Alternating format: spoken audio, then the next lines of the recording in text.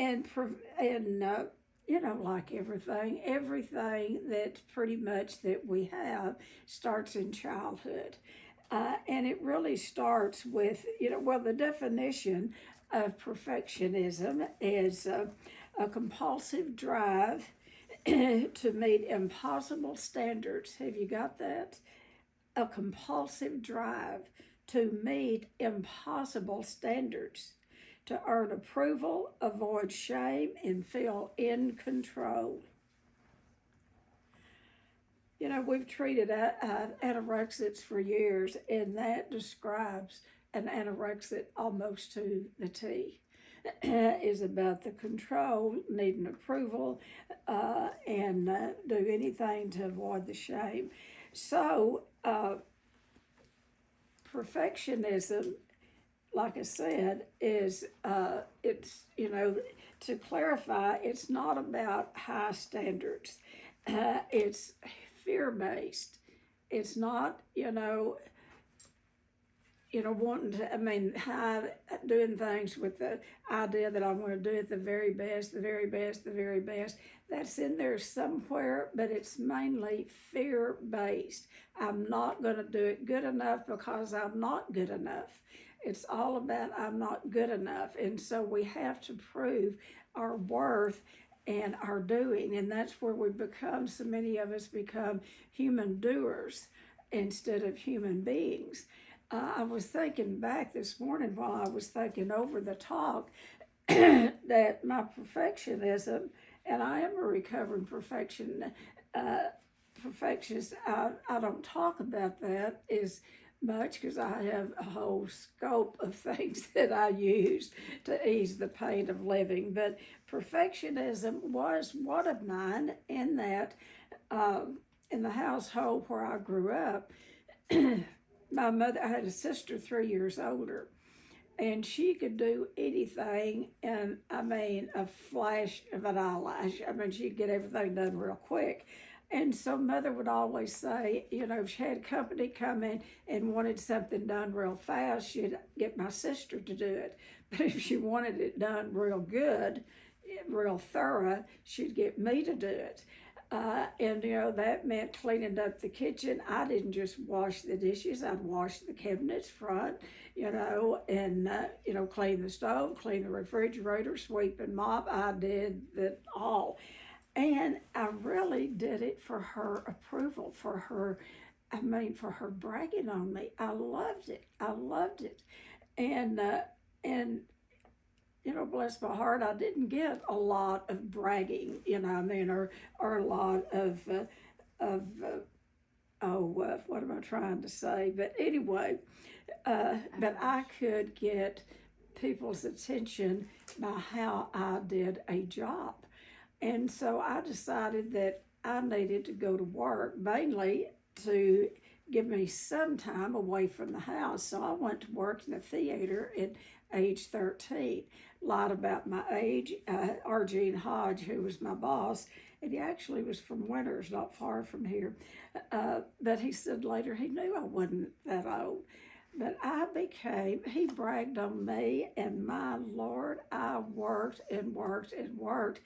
And at 15, this is what I was thinking about. At 15, they opened this brand new state-of-the-art theater in Odessa called the Scott Theater. And they moved me over there, and at 15, made me manager of the snack bar. At 15 years of age, women and other, because I was so good at my job. So that really stuck with me, that's how I could get my good feelings about myself, is doing a good job, going above and beyond. And it turned to perfectionism. And then I would get tired, I'd overwork, take on too many hours, and then I'd run back and forth to the house to check on mother. And so I would get tired, and I would get irritable, restless, and discontented. And I could look back even then how I would be carrying, seems like I would be carrying a burden, but I lived for compliments. I lived for, oh, you're doing a good job. And then that would make me want to do that much more. Uh, so, one of the things that if you wonder if you are a perfectionist, you might ask uh, yourself is, have you ever felt that no matter what you do, that you can't do it good enough? Have you ever thought that? Regardless of what you do, you could have done it a little better. And you work on a project till you nearly wear it out. I'm looking at my friend Kim shaking her head. She does. You cannot believe some of the presentations that she does for corporate events, and she does these charcuterie boards and all. Anyway, you talk about perfection. My friend Kim does it, and I mean it's wonderful. I see pictures of them, and we do want to do a job well done. We do want to do a good job, but it's when we have that obsession that it's not good enough, and we keep trying to do a little bit more, a little bit more, and so. Like I said, the definition of it is of perfectionism is a compulsive drive to meet impossible standards. We set standards so high to earn approval, avoid shame, and feel in control. That's what perfectionism is to feel in control. And like I said earlier, we have worked with lots and lots of anorexics.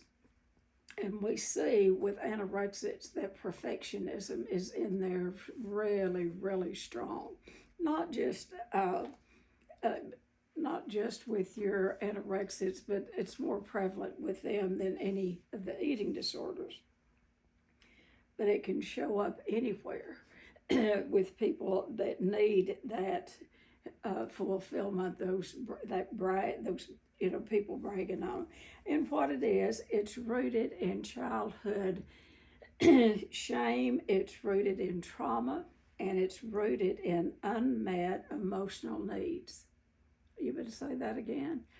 It's rooted, perfectionism is rooted in some form of childhood trauma. Do y'all believe that? Childhood trauma plays such a huge role in our adult life. And, here at Shades, in the early 80s, when I first got into the late 70s, and then we rolled into the 80s, and treatment centers were just talking about trauma.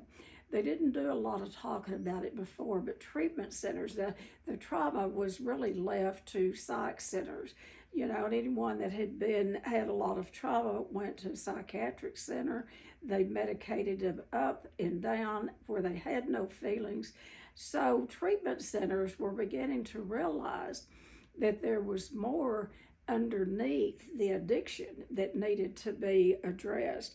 And trauma was one of them. Trauma was introduced really to us in the field in the 80s. And,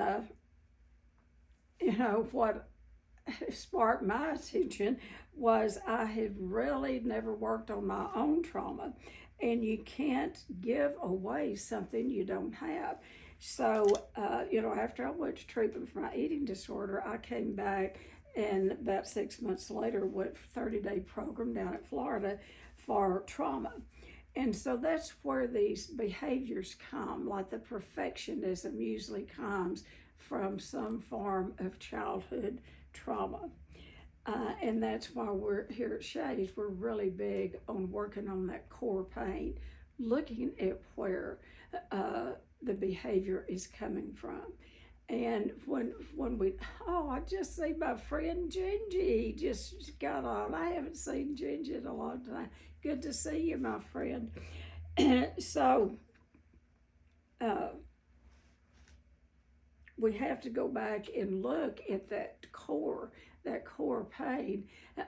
And what happens a lot of times is people will go one extreme or the other. They'll be a slob and not ever, clean up, fix up, or keep their house or anything, or they'll swing over here to the perfectionistic side.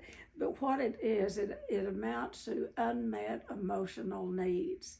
And so we get into that perfection, trying to make everything look good. And I know as a young mother of toddlers, I had three little toddlers. It was before Christy Kay was born, but I had three little toddlers, and I had three adolescents. My husband's children lived with us now, and I kept an absolute spotless house, and I nearly worked myself to death on it.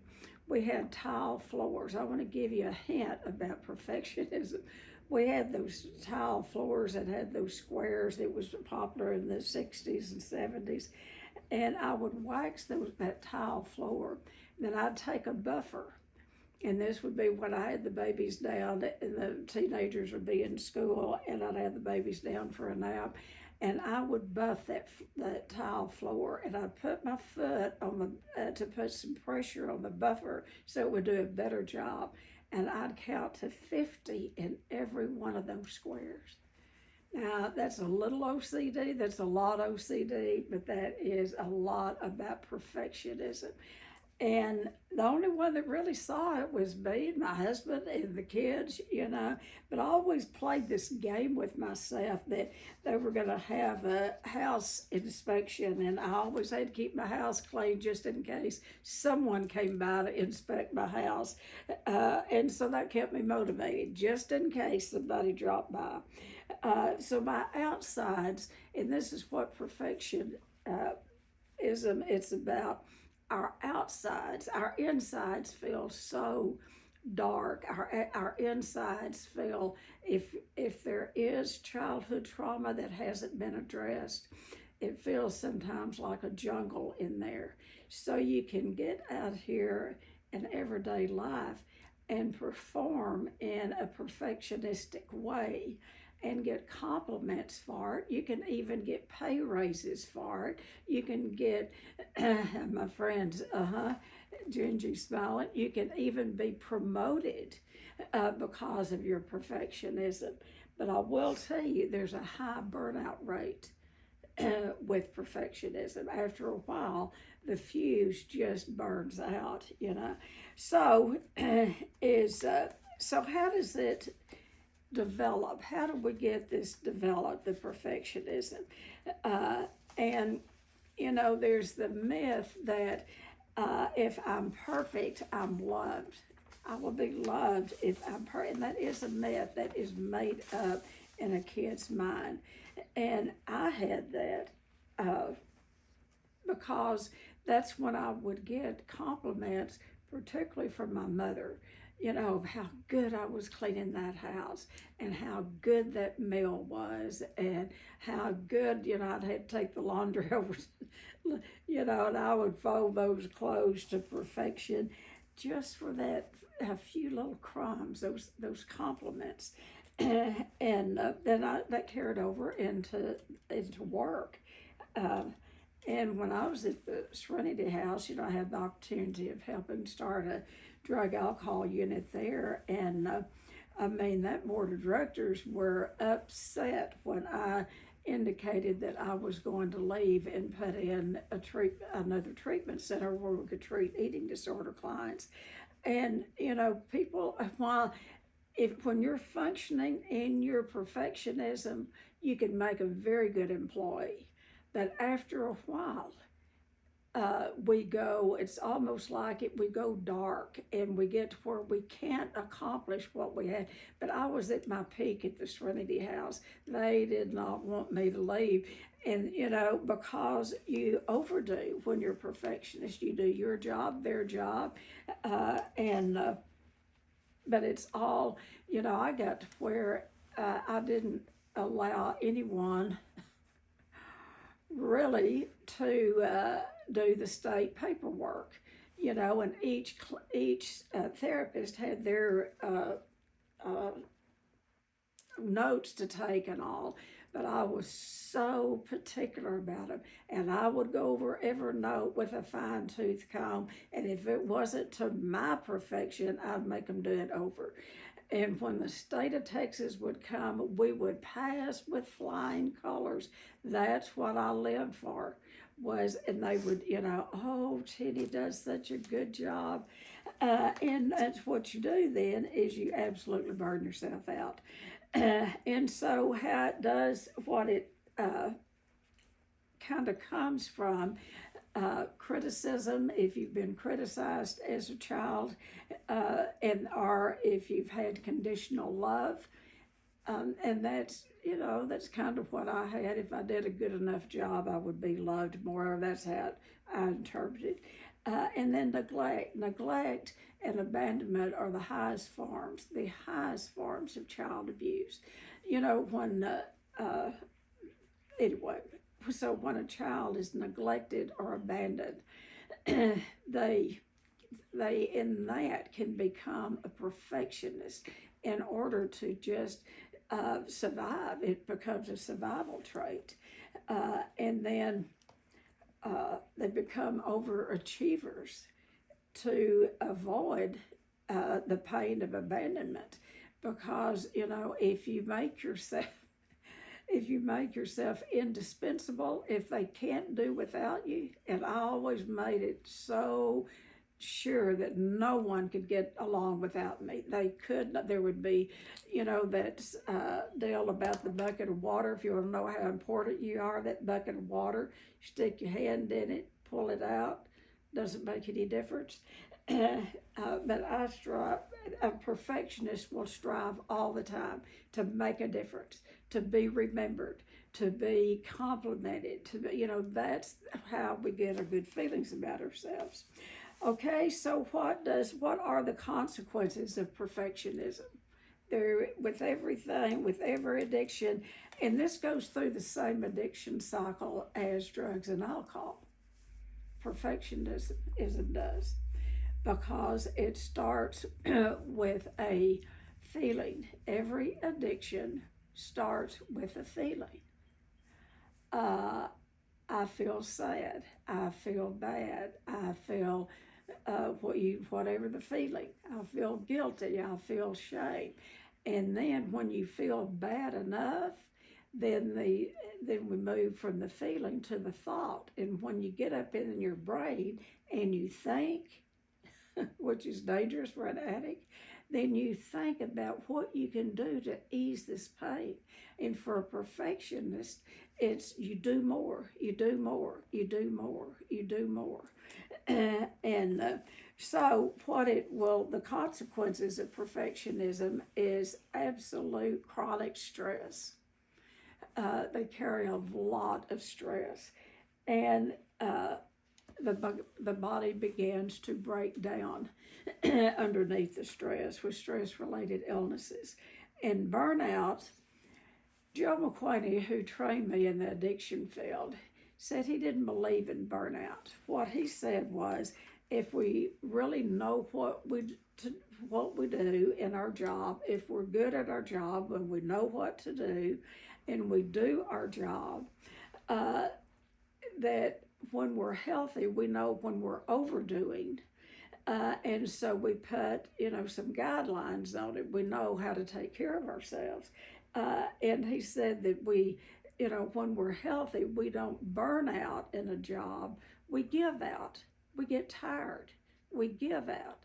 And so we take time off. Most perfectionists, people who practice perfectionism, will not take their time off. They let it accumulate, because they're so afraid. Oh, I can speak for myself. I was so afraid if I wasn't there at that treatment center every minute, what they would find out is that I didn't know what I was doing. Because, you get that false sense of security. You think you don't know what you're doing. And so there's a lot of stress, there's burnout, and there's anxiety, so much anxiety that comes along with perfectionism. And then as it progresses, as perfectionism progresses, guess what? it can turn into procrastination. Now, procrastination is if you can't figure out how to do it right, you just won't do it at all. If I can't do it perfect, I won't do it at all. I hit somebody, several of you are reacting, and so we can absolutely be a perfectionist in our heart and look like the biggest slob in the world. Because if we can't do it perfect and we don't have time to do this job absolutely perfect, we'll put it off, put it off, put it off to the last minute. And what procrastination is sneaky fear, is what procrastination is. It's called sneaky fear, and it's the fear of not doing it right. And so if you can't do it right, we don't do it at all. And then what happens, we begin to have that self-loathing, and then the shame cycle starts. The shame has usually started in some form of childhood form of abuse. And keep in mind, a day in the life of a child is much different than a day in the life of an adult. So something can be said or done to a child, and it will go to that child's heart. If they were an adult and could set a boundary, it wouldn't bother them at all, probably. But children are different. And, that sunk really deep in my heart when my mother said, that she reserved me when she wanted something done really good, but if she wanted it done fast, she would get my sister to do it. So that was a challenge to me to not only do it perfect, but do it as fast as I could, so I could get that chore, whatever, perfected. I mean, this starts early. And so when you can't do it good enough, then you get mad at yourself and you have that self-loathing, and then the shame. Now, toxic shame is given to us in childhood. Toxic shame is given to us in childhood from any form of childhood abuse. And the 5 forms of childhood abuse is any form of sexual abuse, overt or covert. And then physical abuse, emotional abuse. And then there is the intellectual abuse. When parents call kids stupid, or don't you know how to do that, or, but that intellectual, questioning them on their intellect.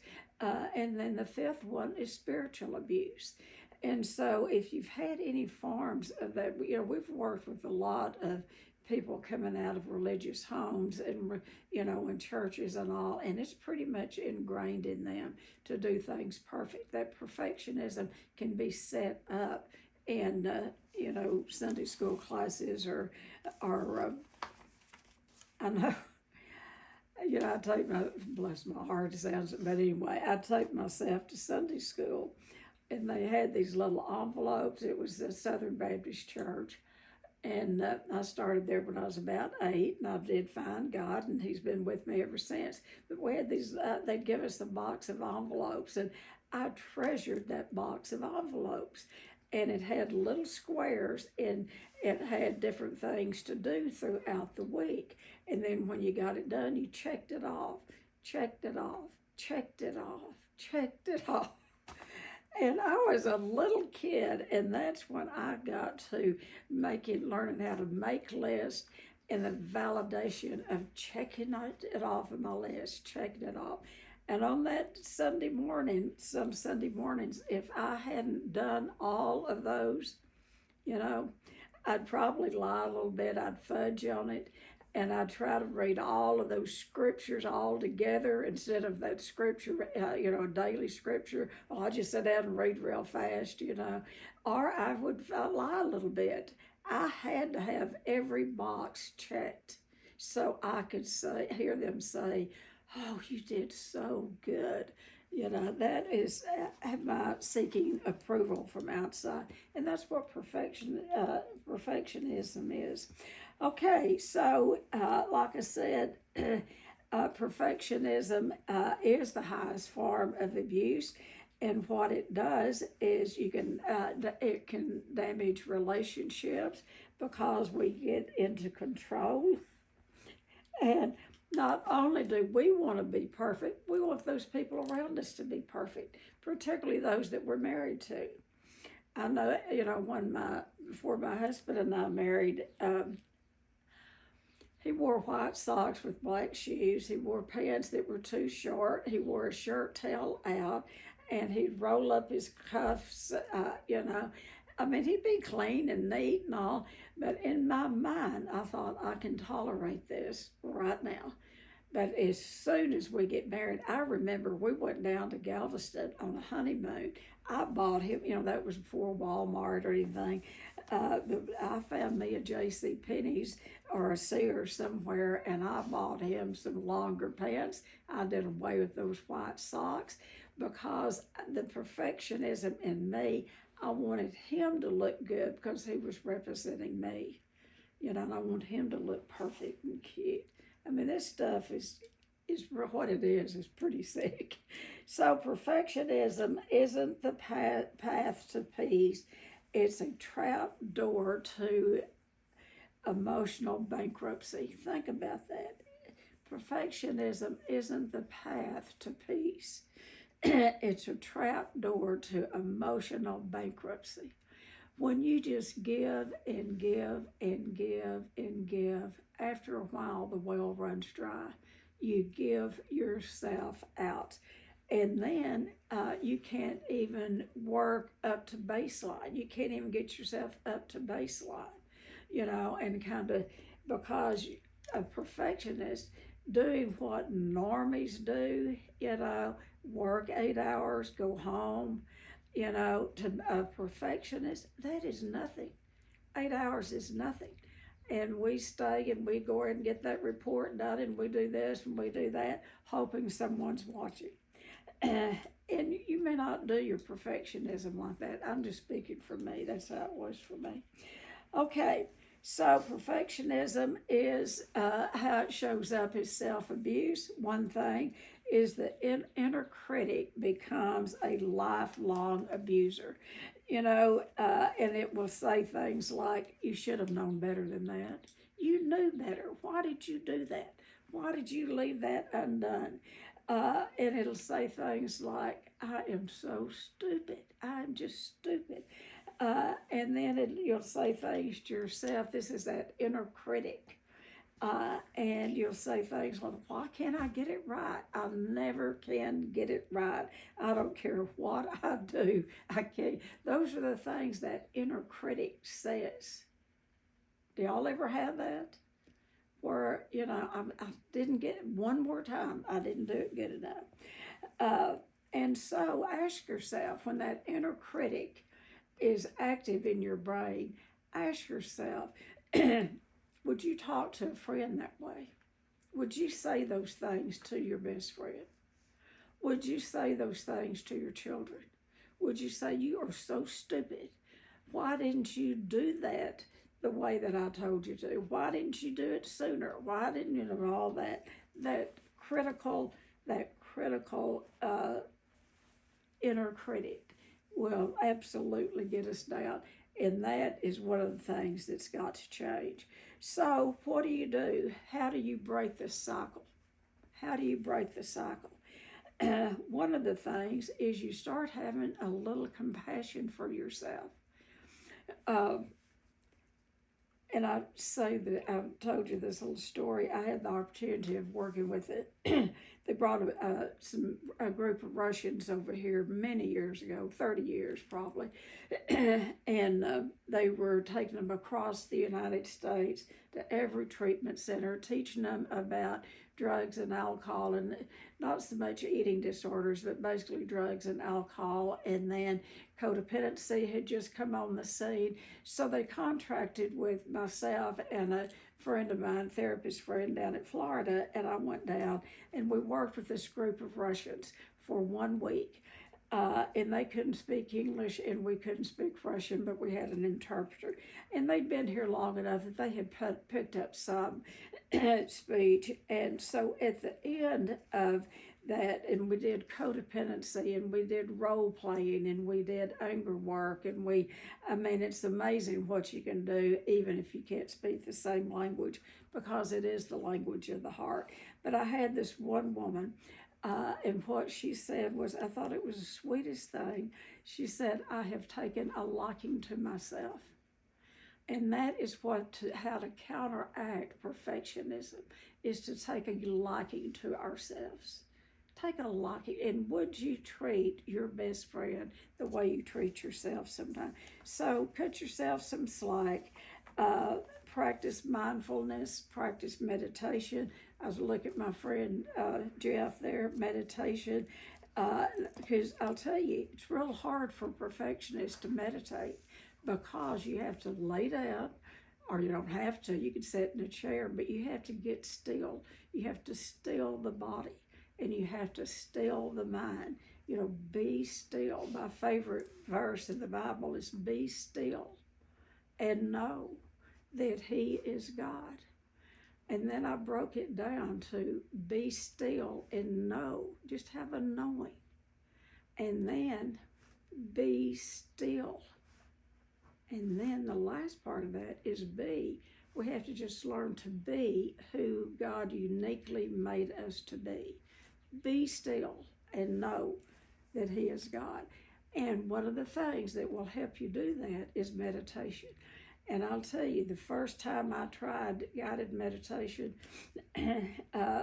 or any kind of meditation, my mind would be like on a railroad track, and it would race way ahead of me. I'd have to back up, bring the caboose, and bring the whole engine back and start over.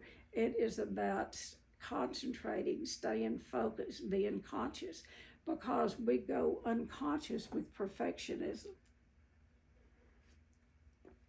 Y'all believe that you go unconscious with trying to be perfect and trying to get, do the job just absolutely perfect. I was talking to my daughter Kim about it last night, and she very much is a perfectionist. And we talked about it, and she shared some things with me that she wasn't so much growing up. She was our little acting out child. And so she said it's almost been like a making up time. And she's going to school now to get her master's degree. And I'll tell you what, she is a perfectionist when it comes to that schoolwork. And then she's a perfectionist in doing yard work. And I'm kind of glad about that, because she does my yard, But it's... But anyway, she was sharing about how it started, and about how it's much better to get compliments for the perfectionism than the criticism from, the acting out. So anyway, so have a little compassion for yourself, a little humanity, and some kindness. Be kind to yourselves. And then look for progress over perfection. The big book of Alcoholics Anonymous talks about we strive for perfection. We all want to do a good job, but we settle for progress. We settle for a little progress. That's how you work the program of recovery.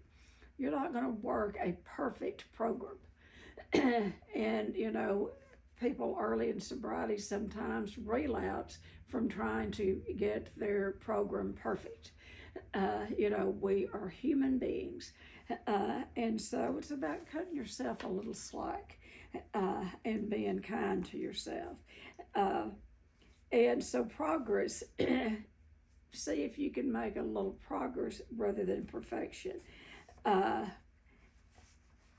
Done, just completing a task is good enough sometimes. Just, I've completed a task. I got that done. And a lot of perfectionists never feel like they've got the job done.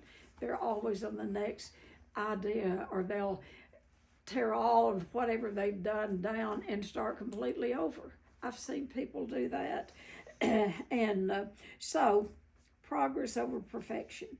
Cut yourself some slack. And then back to that inner critic. Have boundaries around that inner critic. Shake your head. You know what I'm talking about? The inner critic that lives in our head. You need to take charge of that.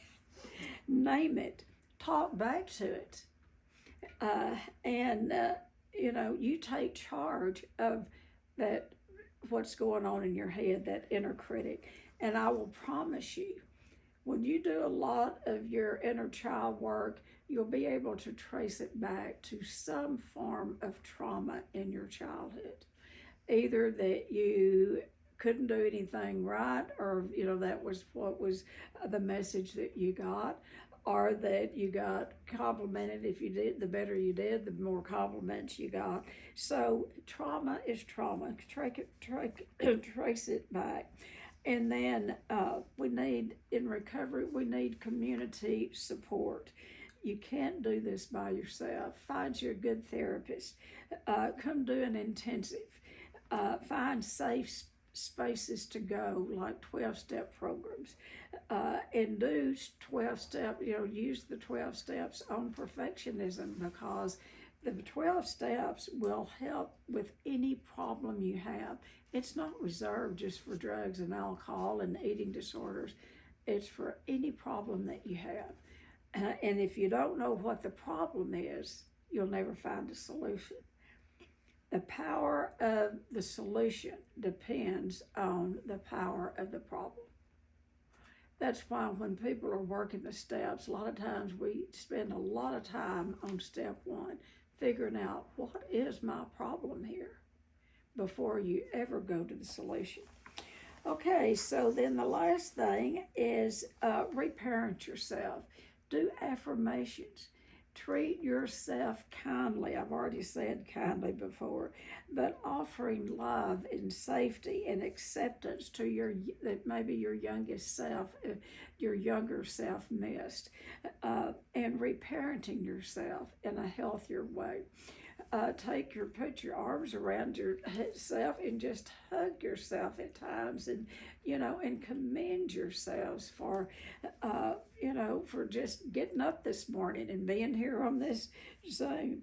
And then know that you already are what you've always wanted to be. Think of that. You already are what you've always wanted to be. God created you. And if you want to talk about perfection, you were created by a creator that was perfect. And he made us in his image. And he gave us fallibilities. He could have made us all like little soldiers, just perfect. But he gave us a free will. We have a free will to do whatever we want to do. And if we want to run our lives into the ground, he'll let us. Or if we want him to run our life, he will do that. But he's a gentleman. He doesn't rush in where he's not invited. So, reparenting yourself.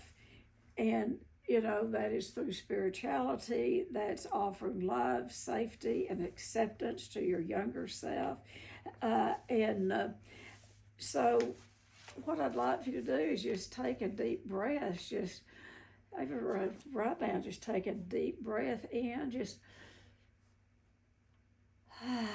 and breathe out any imperfection that you think you may have going this morning.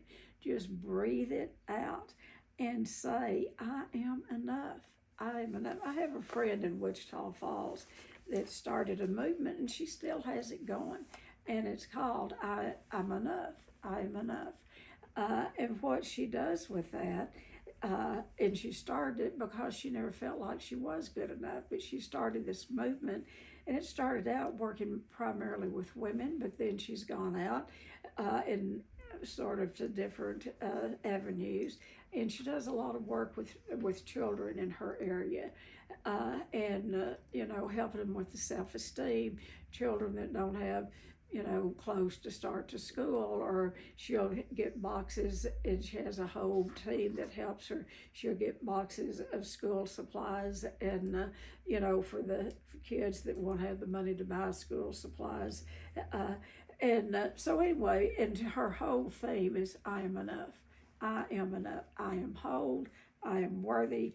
And we don't have to earn it. We do not have to earn it. And so that's what I have on perfectionism. And recovery starts, your recovery can start right this minute when we trade judgment for grace. God's grace is a gift. Recovery, y'all know, recovery is a gift. Recovery is God's grace. And one of the things that people fail to do is just reach out and embrace the free gift of recovery. And that's God's grace. Alrighty, that's what I have. Any of you have ever been perfectionist? Have you ever worked from that angle? Or are you in recovery? Do you have any problems with perfectionism? Who wants to start? Jeff. Jeff. I will be glad